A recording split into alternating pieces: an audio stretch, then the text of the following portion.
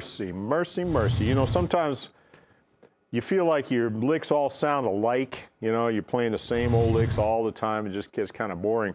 One way to bust out of that box is to take everything down an octave. You know, I bet if you thought about it and counted how many notes you play on the low strings as opposed to the high strings, it's tilted way in the high strings direction. That's normal. The guitar is built to be a sort of a tenor instrument.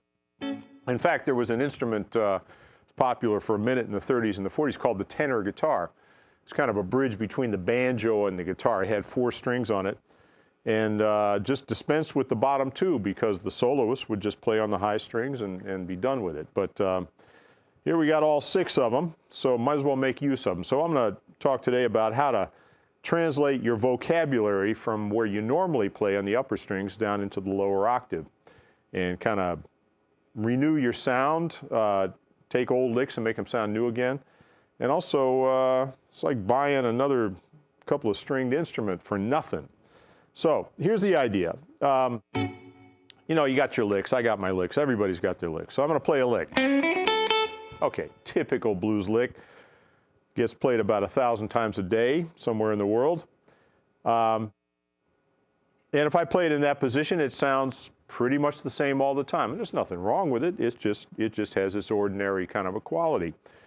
But if I can transfer that lick to other places on the neck easily, not only can I move into another octave and create a different effect, but also I start to gain control of the neck, and I find that I'm no longer trapped in one position and say, well, all my good licks are here, and when I go over here, I don't have any good licks. I can start to find those licks everywhere, and it's really down to sort of how you analyze your playing. Now, if you don't study the instrument and you just play by feel and by ear, then you tend to learn phrases by shape. In other words, it's the certain finger at a certain fret and it produces a certain sound. True. But if you get inside the notes a little bit and see how the notes relate to each other in relative terms, how they relate to the key, you can learn a lot, and it will help speed up this process of transposing. Now, the idea is this. I just played this lick, and I feel it under my fingers, very familiar. But if I think about it, what is it? Well, on the guitar and in music in general, we tend to analyze phrases of all types, harmonic phrases, melodic phrases, by their relationship to the major scale. So if I play the major scale in the key of A,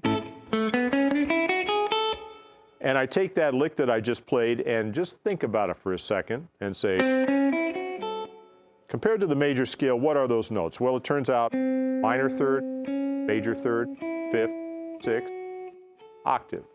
So that's sort of the phone number, if you will, of that phrase. Right? Now, if that fits in the major scale in that position, then if I can play a major scale somewhere else on the neck, well, I'm pretty darn sure I can fit that lick in there too. So let's try down here where I would rarely think to play, perhaps. Now, remembering the number of that phrase, minor third,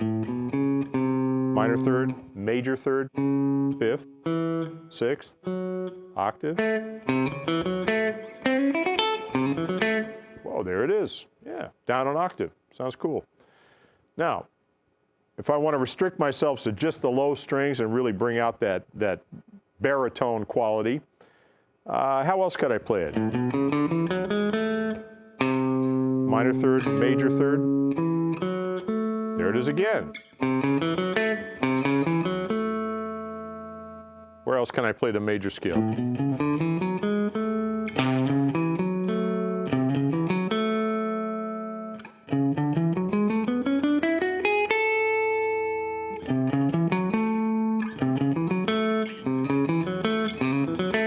Four ways to play that lick in a few seconds. Now, of course, I practiced this before. I'm not going to lie to you. And I've learned my patterns, and I know how to play major scales all over the neck. But the idea is that once I figured out how to turn the phrases into numbers according to their relative position in the scale, I found that I could move things around a lot more easily. And then, of course, using my ear, I can start to play familiar phrases and then pretty well figure them out in different octaves without as much trial and error, you know.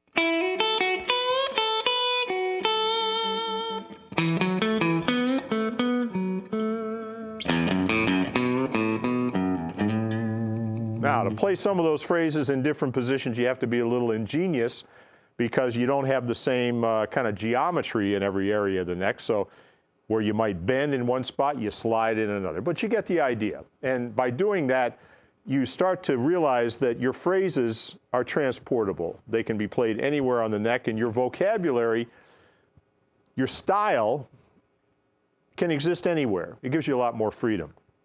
Now, since we're concentrating on this low end of the neck thing, what I want to do is I want to play exclusively on the low end because it's something that I rarely do and I rarely hear other people do.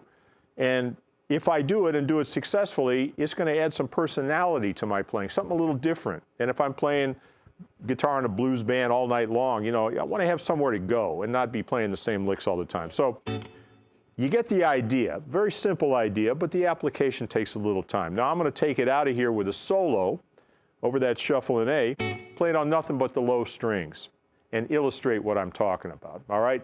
Hope you had fun with this one, and let's get on out of here.